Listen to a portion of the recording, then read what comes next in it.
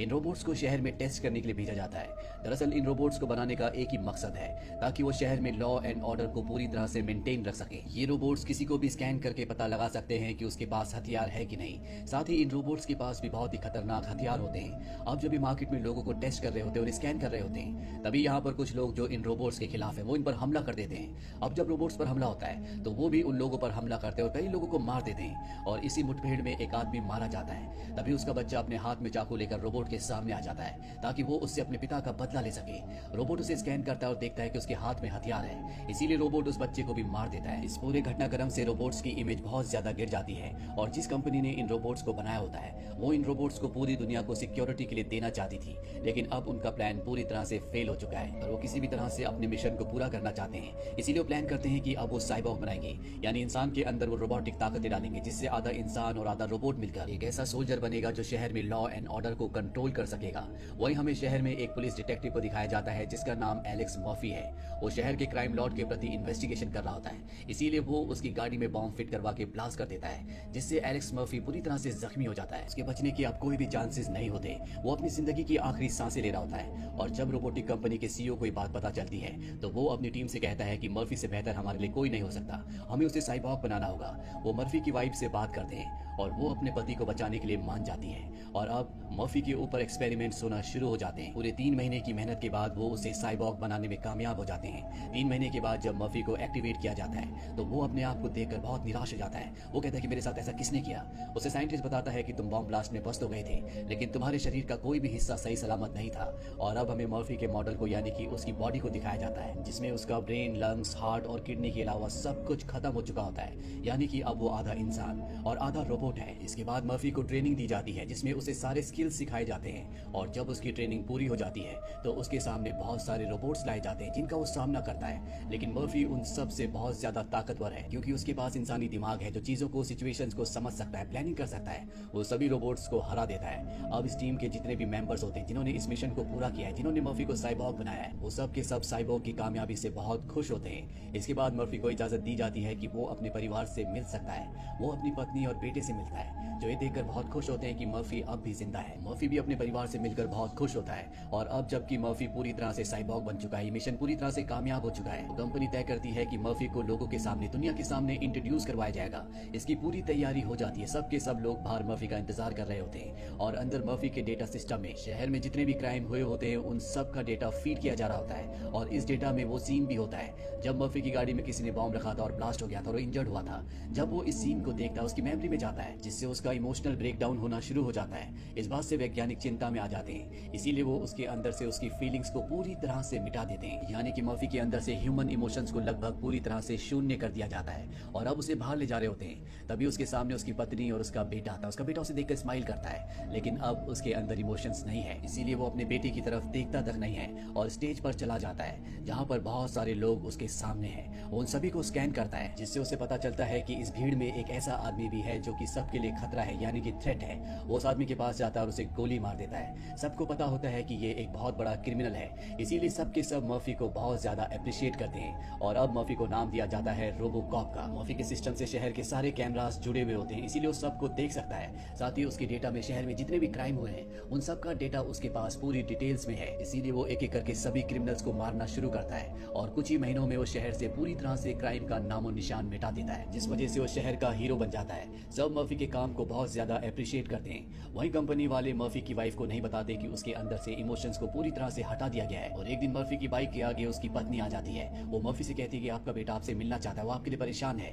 लेकिन मर्फी उसे स्कैन करता है और स्कैन में उसे पता चलता है कि उसकी पत्नी चिंतित है। दरअसल उसे ये तो पता चल जाता है कि वो चिंता में है, लेकिन उसे ये समझ में नहीं आता कि उसकी वजह वो खुद है, क्योंकि अब उसके अंदर इमोशंस नहीं है, इसीलिए वो वहाँ से निकल जाता है। मर्फी की बीवी को देखकर बहुत दुख होता है। अब मर्फी अपनी पत्नी से मिल चुका है, इसीलिए वो उन सभी फुटेज को देखता है जो उसके परिवार से, यानी कि उसके बेटे से जुड़ी हुई है। उसे पता चलता है कि उसका बेटा स्ट्रेस, टेंशन, हिस्टेरिया, एंजाइटी और फियर का शिकार है। वो उस वीडियो फुटेज को भी देखता है जब उसकी गाड़ी में किसी ने बॉम्ब रखा था और ब्लास्ट होने के बाद वो इंजर्ड हो गया था। उसे पता चलता है कि उस वक्त उसका बेटा ऊपर खिड़की से सब कुछ देख रहा था, जिस वजह से आज भी उसके दिल में वो डर बैठा हुआ है। ये सब देखने के बाद उसके दिमाग में बदलाव आना शुरू हो जाते हैं। वो इमोशन जो पूरी तरह से जीरो कर दिए गए थे अब वो डिवेलप होना शुरू हो जाते हैं। वो तय करता है कि वो उस आदमी से बदला लेगा जिसने उसकी गाड़ी में बॉम्ब रखवाया था, जो शहर के सभी क्रिमिनल क्रिमिनल्स का बॉस है। सबसे पहले वो बॉस के एक आदमी के पास पहुंचता है और उससे बॉस का पता पूछता है। वो उसे बॉस का पता बता देता है। वहीं बॉस को पता चल जाता है कि अब रोबोकॉप उसकी तरफ आ रहा है, जिसके लिए वो अपनी पूरी गैंग को पहले से अलर्ट कर देता है। अब मर्फी यानी कि रोबोकॉप वहां पहुंच जाता है और उसके और बॉस के आदमियों के बीच में फायरिंग होना शुरू हो जाती है। दरअसल बॉस के आदमियों ने यहाँ पर नाइट विजन ग्लासेस पहने होते हैं, क्योंकि उन्होंने वहां पर पूरी तरह से अंधेरा कर दिया था। लेकिन उन्हें नहीं पता था कि मर्फी के अंदर भी ये शक्तियां हैं कि वो अंधेरे में देख सकता है। मर्फी यहाँ पर सभी क्रिमिनल्स को मार देता है, साथ ही क्राइम बॉस को भी। लेकिन इस मुठभेड़ में वो बहुत बुरी तरह से जख्मी हो जाता है। उसके कुछ रोबोटिक पार्ट्स भी खराब हो जाते हैं। तभी वो यहाँ पर बॉस की गन उठाता है और जब वो उसमें फिंगरप्रिंट्स को चेक करता है तो उसमें उसी के डिपार्टमेंट के 2 पुलिस ऑफिसर्स के भी फिंगरप्रिंट्स होते हैं। वो समझ जाता है कि वो भी बॉस से मिला हुआ था और फिर पुलिस स्टेशन वापस आता है और उन दोनों में से एक को मार देता है। और इससे पहले कि वो दूसरे को भी मारता, वो बता देता है कि हमारी जो बॉस है यानी कि चीफ ऑफ पुलिस, उसी के ऑर्डर्स पर उन्होंने ऐसा किया था, यानी कि वो भी उन क्रिमिनल से मिली हुई थी। मर्फी अब उसे अरेस्ट करने के लिए जाता और इससे पहले कि वो उसे अरेस्ट करता, मर्फी को स्विच ऑफ कर दिया जाता है, जिससे वो बेहोश हो जाता है। मर्फी को कई दिनों तक बेहोश यानी कि ऑफ रखा जाता है, जिससे दुनिया सवाल उठाना शुरू कर देती है कि उनका रोबोकॉप कहां पर है, क्योंकि दुनिया के लिए, उस शहर के लिए वो एक हीरो है। जिस कंपनी ने मर्फी को साइबॉर्ग बनाया है, उसका सीईओ सबको बता देता है कि मर्फी की बॉडी के अंदर वीकनेस आना शुरू हो गई थी, इसीलिए हमने उसे ऑफ कर दिया है और जब तक इसका कोई हल नहीं निकलता हम उसे ऑफ ही रखेंगे। दरअसल सीईओ नहीं चाहता कि मर्फी के बारे में सबको पता चले कि उसके अंदर इमोशंस आना शुरू हो गए हैं। सीईओ जानता है कि अगर उसके अंदर इमोशंस पूरी तरह से वापस आ गए तो वो उन्हें छोड़कर अपने परिवार के पास वापस चला जाएगा, जो कंपनी का सीईओ किसी भी कीमत पर नहीं चाहता। वहीं अब पूरी दुनिया की सिंपैथी कंपनी के और उसके ओनर के साथ होती है। साथ ही अब इस ओनर को यानी कि सीईओ को, जिसने बहुत सारे रोबोट्स बना दिए होते हैं, इजाजत मिल जाती है कि वो अपने बनाए गए रोबोट्स को दूसरे देशों में भेज सकता है, उन्हें बेच सकता है, जिससे इस सीईओ को बहुत ज्यादा फायदा होने वाला है। इस बात से बहुत खुश भी होता है। ये तय करता है कि मर्फी को हमेशा के लिए ऑफ कर देगा, यानी कि उसे मार देगा।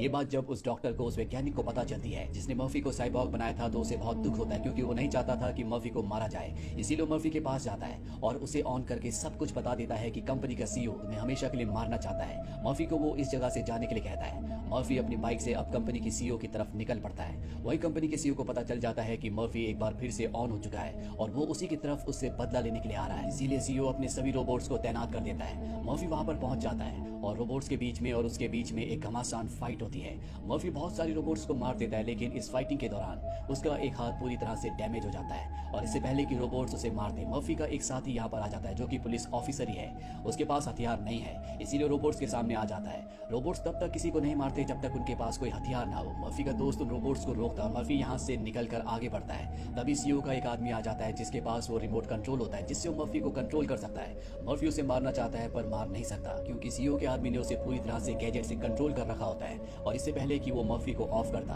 पीछे से मर्फी का साथी पुलिस ऑफिसर आ जाता है और उस आदमी को मार देता है। और मर्फी को पता चलता है कि सीईओ ऊपर रूफ टॉप पर यानी कि बिल्डिंग की छत पर है। मर्फी वहां पर पहुंच जाता है, जहां पर सीईओ हेलीकॉप्टर का इंतजार कर रहा होता है। मर्फी उस पर अटैक करना चाहता है, पर सीईओ के पास भी वो गैजेट होता है, जिससे वो मर्फी को पूरी तरह से कंट्रोल कर सकता है।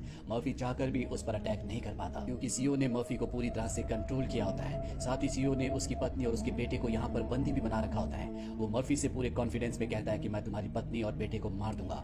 ये सुनकर उसके अंदर बहुत सारे चेंजेस आना शुरू हो जाते हैं। वो अपने माइंड को और ज्यादा हाइपर एक्टिव करता है, जिससे उसके अंदर इंसानों वाली फीलिंग्स आ जाती है और वो सीईओ के कंट्रोल से पूरी तरह से छूट जाता है। और जैसे ही वो उसके कंट्रोल से छूटता है, वो सीईओ को गोली मारकर खत्म कर देता है। क्योंकि मर्फी की रोबोटिक बॉडी बहुत हद तक डैमेज हो चुकी थी, इसीलिए वैज्ञानिक यानी कि वो डॉक्टर उसकी बॉडी को दोबारा से रिपेयर कर देता है। साथ ही यहाँ पर रोबोट्स ने बहुत ज्यादा तबाही मचाई थी, इसीलिए जिन रोबोट्स को दूसरे देशों में भेजा जाना था उन्हें बैन कर दिया जाता है, यानी कि अब किसी भी देश में किसी भी रोबोट को नहीं भेजा जाएगा। मर्फी से मिलने उसका बेटा और उसकी पत्नी आते हैं और वो मर्फी से कहते हैं कि अब हम हमेशा साथ रहेंगे, हम तुम्हें छोड़कर कभी वापस नहीं जाएंगे। मर्फी के अंदर भी पूरी तरह से इमोशंस आ चुके हैं, इसीलिए वो भी अपने परिवार को देखकर बहुत खुश होता है। इसी के साथ ये फिल्म, ये कहानी यहीं पर